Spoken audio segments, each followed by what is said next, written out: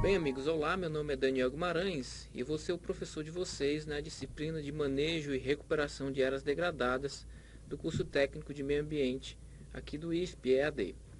Eu sou formado em tecnólogo em gestão ambiental aqui pelo ISP e sou especialista em auditoria e perícia ambiental pela Faculdade Oswaldo Cruz. E nós vamos aí nessas 3 videoaulas, como vocês já sabem, falar um pouco sobre o manejo e recuperação de áreas degradadas. Na nossa primeira videoaula, que é essa que se inicia agora, nós vamos tratar sobre legislação e conceitos introdutórios, conceitos básicos, essenciais, para que a gente possa realmente entender o que é degradação e recuperação ambiental e que agentes atuam tanto na recuperação como na degradação. Na segunda aula, nós vamos falar sobre modalidades de reparação ambiental e técnicas de recuperação de áreas degradadas. E na terceira aula nós vamos falar um pouco sobre o papel da vegetação e as modalidades e metodologias de recuperação de áreas degradadas para áreas de preservação permanente. Inicialmente nós vamos falar um pouco sobre a legislação e traçar um panorama sobre o que a lei nos traz sobre esse tema tão importante e que fala sobre a vida econômica e sobre a gestão pública ambiental. Primeiro é importante destacar que a recuperação ambiental é um dos objetivos da Política Nacional do Meio Ambiente, que consta no seu artigo 2º, que é a Lei 6938 de 81. Isso é muito importante porque demonstra que o arcabouço legal identifica, entre outros objetivos, a recuperação dessas áreas que sofreram uso e ocupação humana, e que precisam ser recuperadas para que continuem cumprindo o seu papel ecológico, o seu papel ambiental. Também é uma obrigação constitucional. A recuperação da degradação é uma obrigação constitucional nas duas esferas, tanto pública como privada. Inicialmente é interessante destacar o texto do parágrafo 2º do artigo 225, que é o artigo que trata sobre o meio ambiente na Constituição Federal. E ele diz assim: aquele que explorar recursos minerais fica obrigado a recuperar o meio ambiente degradado, de acordo com solução técnica exigida pelo órgão público competente na forma da lei. É interessante a gente destacar alguns pontos desse enunciado, especialmente, primeiro, que a Assembleia Constituinte, que legislou, no caso da Constituição, ele destacou bem aquele que explora recursos minerais. Embora todo aquele que degrada seja obrigado a recuperar, mas ficou bastante claro a necessidade da recuperação daqueles que exploram recursos minerais. Por quê? Porque o recurso mineral é um recurso que, quando perdido ou consumido, muito dificilmente o ser humano vai ter condições de restituí-lo na natureza, diferente da vegetação e da fauna, que se reproduzem e têm condições de se restabelecerem. O recurso mineral, como nós vamos ver daqui a pouco, ele é de extrema importância para a recuperação. Além disso, também trata do papel do poder público, aí já no parágrafo 1º do artigo 225, quando diz que incumbe ao poder público preservar e restaurar os processos ecológicos essenciais e promover o manejo ecológico das espécies e ecossistemas. Independente de quem tenha sido usuário dessa área que foi degradada, o poder público, como tutor da gestão ambiental, como tutor da qualidade ambiental, também deve ter a preocupação de recuperar áreas degradadas. Depois nós temos a resolução do Conselho Nacional do Meio Ambiente, número 429, que vai tratar sobre a metodologia da recuperação de áreas de preservação permanente, que são aquelas áreas de margem de rios, topos de morro e de encostas, e isso vai ser alvo da nossa terceira videoaula. Também um outro conceito muito interessante é o que consta na Lei do Sistema de Unidades de Conservação, que diz que recuperação é a restituição de um ecossistema ou de uma população silvestre degradada a uma condição não degradada, que pode ser diferente de sua condição original. Ou seja, é um conceito bastante amplo e que é bastante voltado para os ecossistemas, dentro da linha do que trata as unidades de conservação. É importante também a gente começar a verificar e discutir um pouco sobre o que é degradação. Nós falamos sobre o objetivo da Política Nacional do Meio Ambiente de recuperar áreas degradadas. E nós temos um decreto que regulamenta especificamente esse objetivo, que é o Decreto 97.639 de 89, que vai nos dizer que degradação são os processos resultantes dos danos ao meio ambiente, pelos quais se perdem ou se reduzem algumas de suas propriedades, tais como a qualidade ou a capacidade produtiva dos recursos ambientais. Ou seja, a degradação ela reduz propriedades de determinados componentes ambientais. Que propriedades são essas e o que é importante a gente frisar? Ele pode reduzir a qualidade dos recursos e a capacidade produtiva desses recursos. É importante a gente entender a capacidade produtiva tanto no aspecto ecológico como no aspecto socioeconômico, né? A produção de matéria orgânica, a produção de recursos utilizados pelo homem também. São alguns exemplos de funções que podem ser perdidas pela degradação. O mesmo decreto também vai nos trazer um conceito de recuperação, que diz que deverá ter por objetivo o retorno do sítio degradado a uma forma de utilização, de acordo com um plano pré-estabelecido para o uso do solo, visando a obtenção de uma estabilidade do meio ambiente. Esse enunciado é interessante porque ele prevê a necessidade de um aspecto metodológico para a recuperação de áreas degradadas.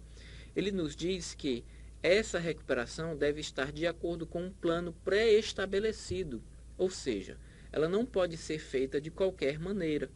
E ele é pré-estabelecido em relação ao uso do solo.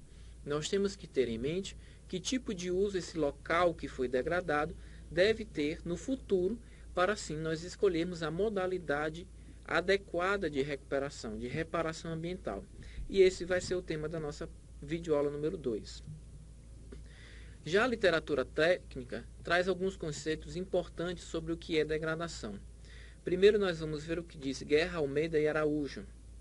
A degradação das terras envolve a redução dos potenciais recursos renováveis por uma combinação de processos agindo sobre a terra. É bem claro que esse autor se focou bastante no aspecto do meio físico de um componente ambiental, no caso o solo e o subsolo, que formam a terra, né? Vocês vão ver que a literatura, em muitos autores, se preocupa sobremaneira com as questões do solo e do subsolo na recuperação de áreas degradadas. Por quê? Porque o solo é a base do sistema ecológico, é a base do ecossistema. É ele que sustenta a vegetação e a vegetação abriga as outras formas de vida. Então é importante que se tenha essa preocupação com o solo. Mas nós vamos ver que o conceito de degradação ele é bem mais amplo do que aquelas formas de degradação que ocorrem no solo. Já Major nos diz que área degradada é aquela que sofreu em algum grau perturbações em sua integridade, sejam elas de natureza física, química ou biológica. Recuperação, por sua vez, é a reversão de uma condição degradada para uma condição não degradada. Esse já é um conceito um pouco mais amplo, que sai só da questão do solo e também prevê formas de degradação de natureza física, química e biológica também, né? E também já traz aí alguma previsão do que é recuperação. Então vamos tentar formular um conceito que ajude você a compreender o que é de fato degradação. Então a gente formulou o seguinte conceito, que degradação é a alteração adversa das condições ambientais, afetando um ou vários componentes ambientais da área degradada, tendo sua regeneração dificultada apenas por meios naturais. Ou seja, a degradação é sempre uma alteração adversa, é sempre uma modificação negativa, ruim, das condições ambientais e pode afetar um ou mais componentes ambientais. Que componentes seriam esses? O solo, a água, os tipos de vegetação, as populações da fauna. Então, não somente o solo, mas outros integrantes dos componentes ambientais podem sofrer degradação, tanto na sua qualidade como na sua capacidade produtiva. E eles atingem um grau tão perverso de degradação que a natureza não tem como se regenerar sozinha. Então, o homem que atuou para provocar a degradação, ele vai precisar atuar para cessar essa degradação e contribuir para um novo uso dessa área, para que a natureza possa reconduzir a novos processos de equilíbrio ecossistemático, ou ainda dar um novo uso que não permita, né, a evolução de formas de degradação. Então, os componentes ambientais, especificamente, a gente encontra eles dentro dessa questão da degradação no meio físico e no meio biótico. No caso do meio físico, nós temos a atmosfera, as águas superficiais e subterrâneas, o solo e o subsolo, por exemplo. E no meio biótico, os elementos da biosfera, da flora e da fauna, a vegetação, os biomas, os ecossistemas. Então vamos ver aqui agora alguns exemplos, algumas imagens de áreas degradadas, em que nós podemos identificar alguns desses componentes ambientais que sofreram degradação. Na imagem 1, nós verificamos a foto de uma vossoroca, que é como se fosse uma ferida, uma cicatriz na terra, né, que expõe horizontes mais profundos do solo. Horizontes que deveriam ficar escondidos, mas por problemas, né, de degradação, eles ficam expostos e são carreados. Então, a gente percebe claramente qual é o componente ambiental que sofreu mais degradação, mais pressão nessa imagem 1. Já na imagem 2, a gente vê um riacho, um corpo d'água superficial que teve uma degradação da qualidade da água. Então é importante frisar que a degradação também pode ocorrer na qualidade de um componente ambiental, aqui no caso um corpo d'água superficial. Na imagem 3, é o mesmo sítio de degradação da imagem 1. No entanto, é um novo corte, em que a gente enfatiza a questão da vegetação. Observe que no fundo da foto há uma vegetação um pouco mais desenvolvida e na frente há apenas gramíneas que conseguiram resistir a um solo tão pouco fértil, né? Então aqui a gente quer destacar a questão da vegetação, o componente ambiental da vegetação que sofreu uma forte degradação. E na imagem 4, elementos da população da fauna, que também sofrem degradação, a população da fauna sofre degradação, especialmente pela caça predatória, pelas queimadas e por formas de utilização do solo que não permite a reprodução dos animais. Então, recapitulando, nós vimos nessas imagens alguns componentes ambientais degradados, como o solo e o subsolo, as águas superficiais, o perfil da vegetação e integrantes da fauna.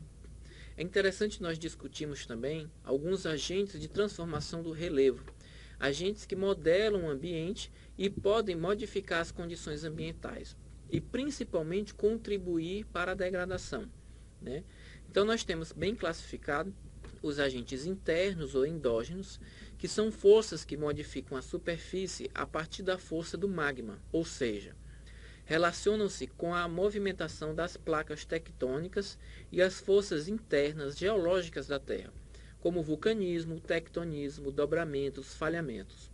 Esses agentes endógenos são aqueles que formam o relevo, que modelam a geomorfologia da maneira mais, digamos assim, consistente e que criam um solo, né, com os terremotos, as erupções vulcânicas, né, criam rochas, são formações recentes e que podem provocar degradação. No entanto, são formas naturais, são essencialmente naturais, são de origem essencialmente naturais. E, exceto as condições em que podem causar danos ao homem, elas não vão ser normalmente utilizadas, né? Não vão ser objeto de recuperação de áreas. Agora, os agentes externos que transformam o relevo, esses sim, vão provocar situações que vão necessitar a intervenção humana para a recuperação de áreas degradadas. Esses agentes externos ou exógenos são forças que modificam a superfície a partir da ação de elementos de origem externos à dinâmica da crosta terrestre.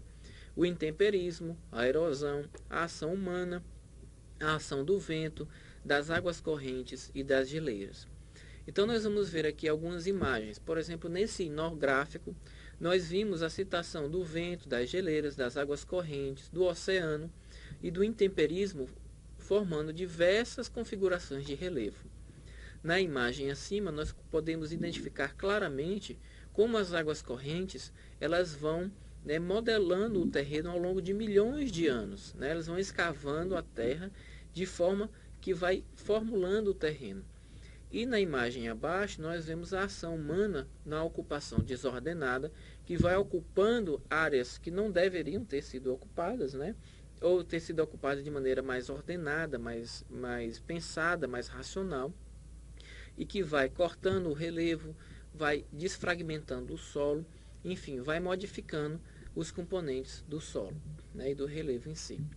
Aliado a isso, nós falamos uma questão, um conceito que é interessante a gente aprofundar, que é o relacionado ao intemperismo, que é o conjunto de processos físicos, químicos e biológicos que atuam na superfície da crosta terrestre, transformando-a e modelando seu relevo, após longos períodos de ação dos agentes exógenos naturais.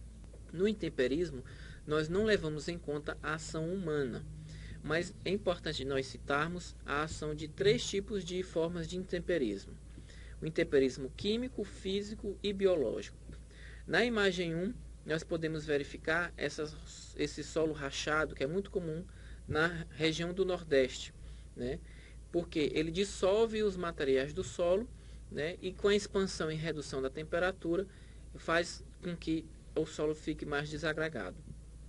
Na imagem 2, nós vimos também uma imagem também conhecida, né, a pedra furada da Serra da Capivara, que foi a ação do vento, também é um intemperismo chamado intemperismo físico.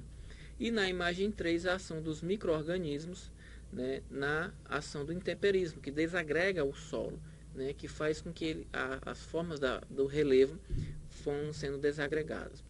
Outro conceito importante é o de erosão, que é o conjunto de processos de desgaste da superfície e o arrastamento das partículas do solo por agentes modificadores do ambiente. A força mais comum de erosão é a perda da camada superficial do solo, pela ação da água e do vento. A perda dessa camada de solo reduz a fertilidade e dificulta a permanência da vegetação. A degradação das condições do solo é muito séria, no sentido de que não é facilmente reversível, uma vez que processos de formação e regeneração do solo são muito lentos. Então, nós vemos aqui nas imagens alguns exemplos de erosão que nós vamos aprofundar na aula 2.